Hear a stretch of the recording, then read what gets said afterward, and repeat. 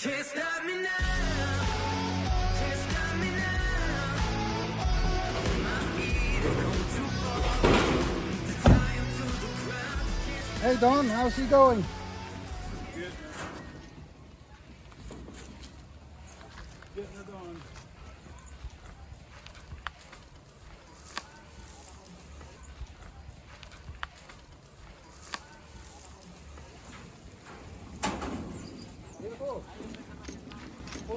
Pone toda la penca bien al lado de calle para que cuando viene el camión se lo monta de una vez. Ok.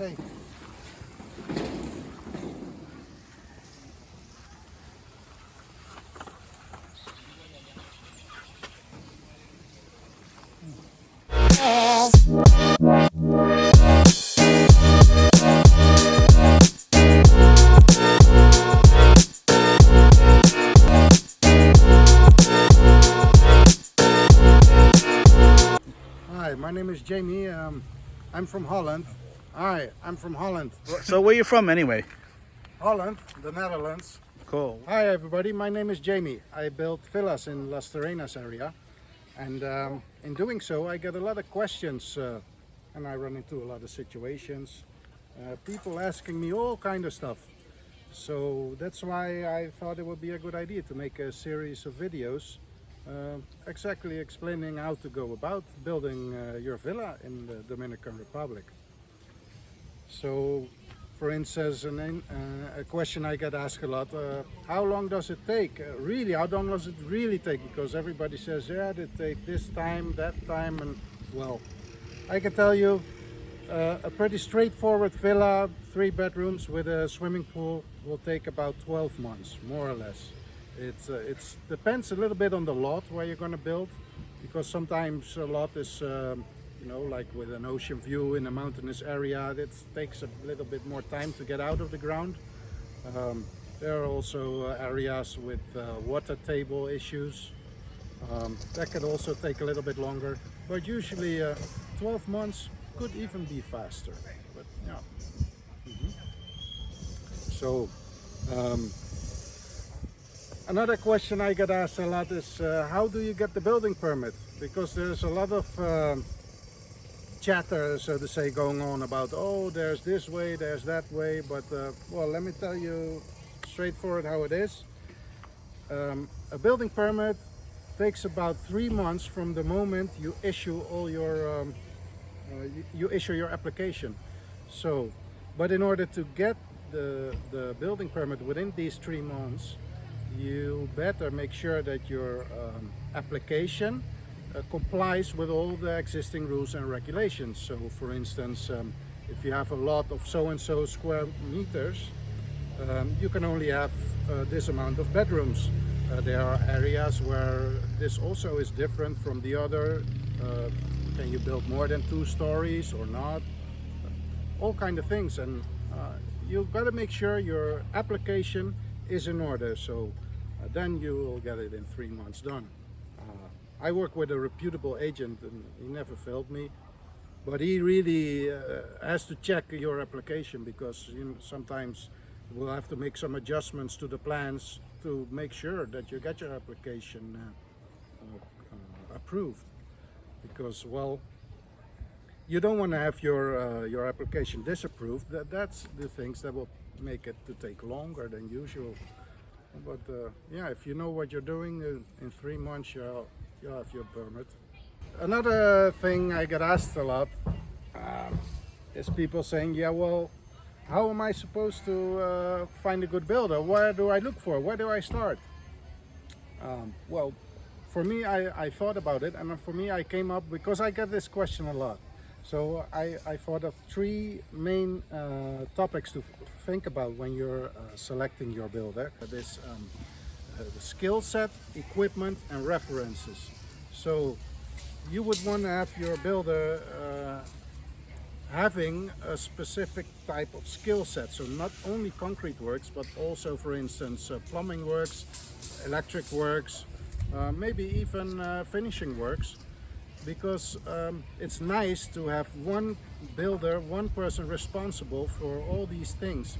Otherwise you will get the plumber making getting into conflict with the electrician getting into conflict with the plaster boy, and you want to avoid all that.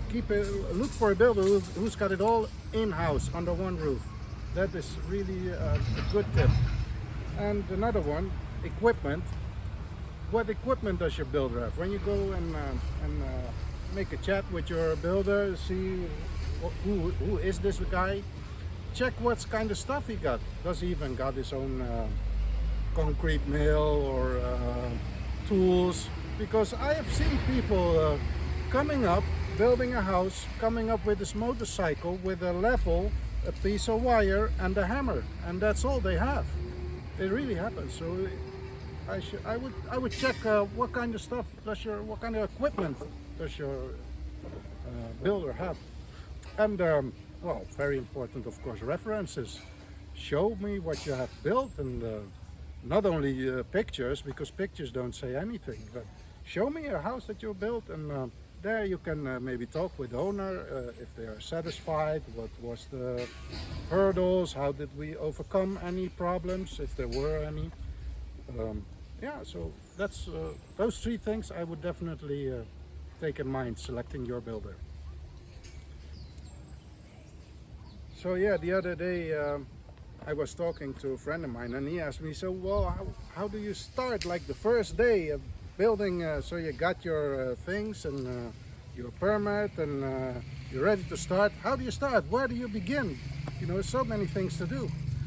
Well, so not too difficult. It's basically you start with landscaping your lot, because well, if there needs to be any landscaping, sometimes not, but if there is, that's the first thing you do, because you're going to have big trucks coming in, riding around, and you don't want to have anything laying around. So the big trucks, if there needs to be done any leveling, or they can just go ahead and don't damage anything.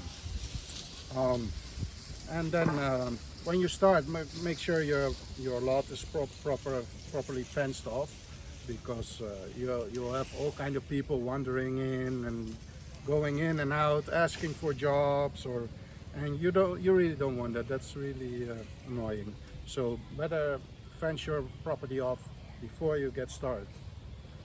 And what's also a pretty cool thing to do when you start anything, just start by selecting a whole bunch of palm trees, young ones, make them grow, allocate a corner of the lot for like a greenery, so where by the time your villa is done, you have all these beautiful big palm trees, and you have them just for the picking. You can relocate them anywhere you want. So that's what we're doing right now over here. And yeah, so when we got all of that done, you'll be building some shelter for yourself and your materials, and then set out the foundation plan, but do it good on the inch, preferably by laser measurements, because it's a general thing in construction. When you start with a mistake, the mistake will only get bigger and bigger and bigger. Like when you are a little bit off level, it's maybe not so much a problem in a one-story building, but by the way you get 3 stories high, you're way off, and that's in everything. So very important to make sure your foundation plan is correctly measured and at the exact spot where you want it to be. So that will save you a lot of hassle in the. So another thing is, I got asked the other day, so how do you make sure, he asked me, how do you make sure the construction is going to be the way I want it to be? Because, you know, this client was abroad in another country, and then that happens a lot. So how do you make sure when somebody is not around that it's going to be exactly the way he wants it to be? Well, in order to do so, it's important to define the construction as it's going to be. So, for instance, the drawings, the architectural plan. Nowadays, architects work a lot with 3D render, computer-made pictures. That really helps a lot to get like a feeling of what is it exactly that the client is after. How does he want it to look? That's important. We work with. That's important. There are several good architects around here in this area, but you could even work with an architect back home. If that's maybe sometimes concerning the communication between the client and the architect to be able to define exactly what you want that is going to be built. And then architects, a professional architect will have drawings in such a way that a good builder knows exactly how to go further with that. And then during process, of course, it's important to have a good line of communication, progress reports, make sure that you at least are able to speak the same language, because a lot of problems, they arise because of miscommunication, that a client thought that he explained what he wanted and the builder thought that you understood, but in reality people talk just right across each other and they don't understand each other. So communication is a key part in making sure that your construction will be just the way you want it to be. So for now, goodbye, and I'm off to work. Thank you for your time.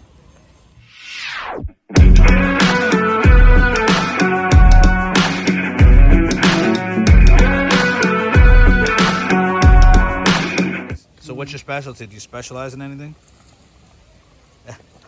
Everything. Everything. But what do you do best? Kite surf. You can't stop me now.